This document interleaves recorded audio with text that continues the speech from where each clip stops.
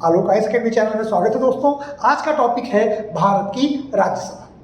दोस्तों, जब भारत लोकतंत्र बन रहा था 1947 के बाद, तो भारत की पार्लियामेंट में 3 अंग बनाए गए, लोकसभा, राज्यसभा और राष्ट्रपति। लोकसभा का चुनाव जनता द्वारा प्रत्यक्ष किया जाता है, उसके प्रतिनिधि चुनते हैं, जबकि राज्यसभा का चुनाव राज्यों की विधानसभाओं के द्वारा जो एमएलएज होते हैं वो चुनते हैं। राज्यसभा का निर्माण इसलिए किया गया था जिससे राज्य की विधानसभाओं का अर्थात राज्यों का प्रतिनिधित्व भी केंद्र पार्लियामेंट में बना रहे तथा राज्यसभा में बौद्धिक वर्ग शामिल हो सके जो देश को सही दिशा की तरफ लेकर के जाए। बौद्धिक वर्ग से उम्मीद की जाती है कि वो राष्ट्र को सही पथ पर लेकर के आगे बढ़ेंगे। यानी राज्यसभा में बौद्धिकता का जो पुट है वो ज़्यादा होगा, ये बात संविधान निर्माण के समय में ही तय हो गई थी। तो दोस्तों, कल का जो घटनाक्रम हमने देखा, आपने देखा, उसी का मैं विश्लेषण करूंगा। आप इस चैनल में इसीलिए आते हैं कि पर्दे के पीछे क्या है ये आप जान पाए। हम ये सब जानते हैं कि ये मारपीट हुई महिला मार्शल्स के साथ, पुरुष मार्शल्स के साथ में, और वो घायल हुए।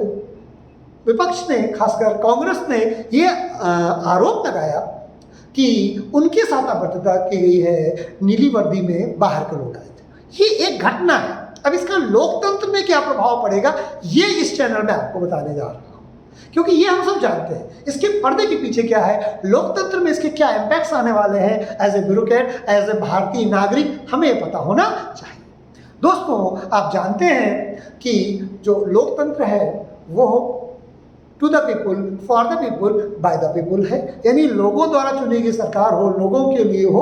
और राज्यसभा जो है उसका एक अभिन्न अंग है। राज्यसभा में मैं पीछे बता चुका हूं कि उम्मीद की जाती है कि राजनीतिक मतभेद के बिना वहां पर तो परिचर्चा अवश्य होगी, क्योंकि वहां बौद्धिक लोग बैठे हैं। दुर्भाग्य देखिए इस समय कि क्योंकि राज्यसभा में विपक्ष का संख्या बल ज़्यादा है, तो पिछले 2014 से, यानी 6-7 सालों से राज्यसभा राजनीति का अखाड़ा बन गया है, और उसका चरम हमें कल दिखाई देता है। मुझे जहां तक याद है, भारतीय राजनीतिक व्यवस्था में राज्यसभा में इस तरह की घटना, मारपीट की घटना मेरी जानकारी में नहीं है, जितने समय से मैंने राजनीतिक एनालिसिस करना शुरू किया है, यानी पिछले 15-20 सालों में। उसके पूर्व अगर कोई हुई हो तो ऐसी कोई बड़ी घटना चर्चा में नहीं है जहां इस तरह का हंगामा राज्यसभा में। ये चरित्र लोकसभा का है, राज्यसभा का नहीं। राज्यसभा बौद्धिक लोगों का संगठन माना जाता है। उसमें राजनीतिक पार्टियां अपने उन नेताओं को, जो जनता द्वारा तो नहीं चुने जा सकते लेकिन वो बौद्धिक हैं, देश का एलीट वर्ग, बौद्धिक एलीट वर्ग राज्यसभा में जाता है, और वहाँ पर ऐसी परिचर्चा लोकतंत्र के लिए एक तरह से खतरे का संकेत है। जो 26 जनवरी को किसान आंदोलन के नाम पर लाल किले में किया गया है, क्या कहीं वैसी ही प्रणीत राज्यसभा में तो नहीं की गई कि देश को अब हंगामे के साथ आगे बढ़ाया जाएगा। दोस्तों, चुनावी गणित, विपक्ष हो पक्ष हो, सबको जनता के पास जाकर के सिद्ध करना चाहिए। राज्यसभा या ऐसी कोई जगह जहां जनता के हित की परिचर्चा हो, वहां पर इस तरह के बिंदुओं को या इस तरीके से उठाना गलत है। आप लोकतांत्रिक तरीके का उपयोग करिए। अगर राज्यसभा और लोकसभा ये सबसे बड़े प्लेटफॉर्म हैं जनता के मुद्दों की परिचर्चा का, जाइए सरकार को एक्सपोज करिए कि सरकार ने कितनी बदतमीजी की है, कितना गलत काम किया है, देश के लिए वो सही तरीके से काम नहीं कर रही है सरकार। आप एक्सपोज करिए, परिचर्चा करिए। सदन को, खासकर राज्यसभा को, ऐसे राजनीतिक अखाड़े के रूप में उपयोग नहीं होना चाहिए। ये बात पक्ष और विपक्ष दोनों के लिए लागू है।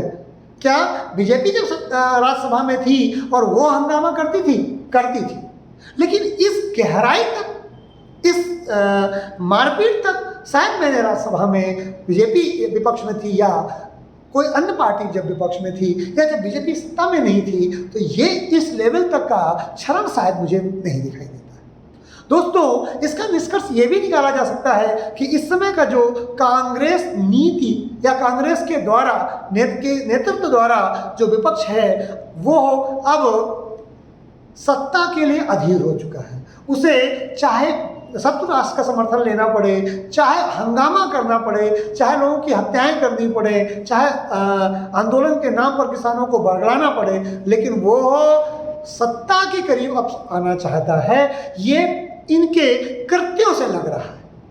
अगर विपक्ष को सत्ता में आना है तो जनता के मुद्दों को सही ढंग से सदन में उठाना पड़ेगा। अगर जनता के मुद्दों को आप सही ढंग से सदन में नहीं उठाते हैं तो जनता आपको पुनः नकार देगी। जनता सब जानती है, जनता ये जानती है कि जो सदन है वहाँ पर उनकी बात की जानी चाहिए, उन पर चर्चा करिए। अगर सरकार गलत है, ये विपक्ष का नैतिक दायित्व है कि वो सरकार को सब जनता के सामने सरकार की गलतियों को लेकर के सामने आए, सरकार को नेकेट कर दे, सरकार को नंगा कर दे कि ये देखिए सरकार ने इतना गलत काम किया है। दोस्तों, ये विपक्ष का काम है। विपक्ष केवल और केवल हंगामे तक सीमित नहीं रह सकता। लेकिन मैं फिर कहता हूं कि इसके लिए केवल सत्ता पक्ष ही जिम्मेदार नहीं है। याद करिए, जब बीजेपी विपक्ष में थी वो भी हंगामा बहुत ज़्यादा करती थी, इसी तरीके से करती थी। बस इस समय जो हंगामा हो रहा है वो राज्यसभा में ज़्यादा हो रहा है और उसकी गरिमा और नीचे चली गई है। इसीलिए जो सरकार इस समय सत्ता में है वो कम उत्तरदायी नहीं है हंगामे को पैदा करने के लिए। हाँ, आप ये नहीं कह सकते हैं कि हमारा हंगामा छोटा था, आपका हंगामा बड़ा है। आपने एक लिमिट बनाई नीचे गिरने की, इस समय वो उससे और नीचे चले गए। आपने वो क्यों लिमिट बनाई थी, आप भी उस समय पर चर्चा करते। तो इसीलिए इस समय जो भारतीय लोकतंत्र की गरिमा गिरी है, इसमें केवल सत्ता पक्ष अकेले या विपक्ष अकेले शामिल नहीं है। इसमें सत्ता पक्ष और विपक्ष दोनों शामिल हैं। सबको बहुत शीघ्र समय में, बहुत न्यूनतम समय में बस जनता के सामने हाईलाइट होना है, मीडिया अटेंशन चाहिए। इसलिए आप ऐसे काम करिए दिल्ली में बैठे हुए। क्या भारत केवल दिल्ली की 4 सड़कों तक सीमित है? पूरा भारत हजारों लाखों वर्ग किलोमीटर का है। आप वहाँ कब जाते हैं, कब संघर्ष करते हैं, कब किसी की समस्या सुनते हैं, और वो भी बगैर मीडिया के, बगैर न्यूज़पेपर में हाईलाइट हो। रियल समस्या जानना चाहते हैं तो पुराने राजाओं की तरह, जहाँ राजा भेष बना छुपा करके जनता के बीच में एक सामान्य प्रतिनिधि के रूप में जाता था और फिर वो वास्तविक चीज़ें जान पाता था। इस समय भारत में कौन सा ऐसा नेता है जो रियल में जनता के प्रतिनिधियों के बीच में जाता है या जनता के बीच जाता है और वो जनता उसे पहचान न पाए? इस समय जो सत्ता शीर्ष में बैठे लोग हैं 74-75 सालों में, वो जनता से ज़्यादातर कटे हुए लोग हैं। वो जनता तक नहीं पहुंचते। अपने द्वारा जो चुने गए लोग हैं, अपने द्वारा बैठाए गए जनता के बीच में लोग हैं, वो उनकी बातों के हिसाब से देश के पैरामीटर को जानने का प्रयास करते हैं। ये भारतीय लोकतंत्र के लिए या भारतीय व्यवस्था के लिए ठीक नहीं है। नेताओं को भारतीय विचारों को, जनता के विचारों को छुप करके, यानी उन तक इंटरैक्ट करके जानने का प्रयास करना चाहिए।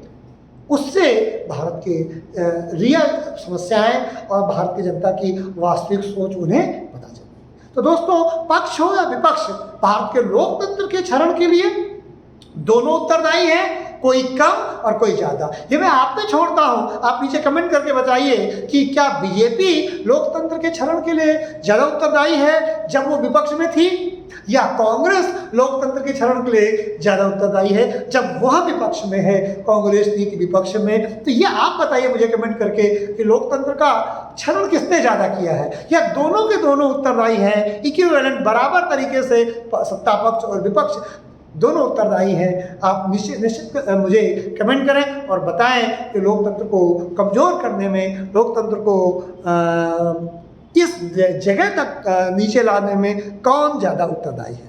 उम्मीद है दोस्तों आपको मेरा वीडियो पसंद आया होगा। आज का वीडियो मैं यही समाप्त करता हूँ। नमस्कार, जय हिंद, जय भारत।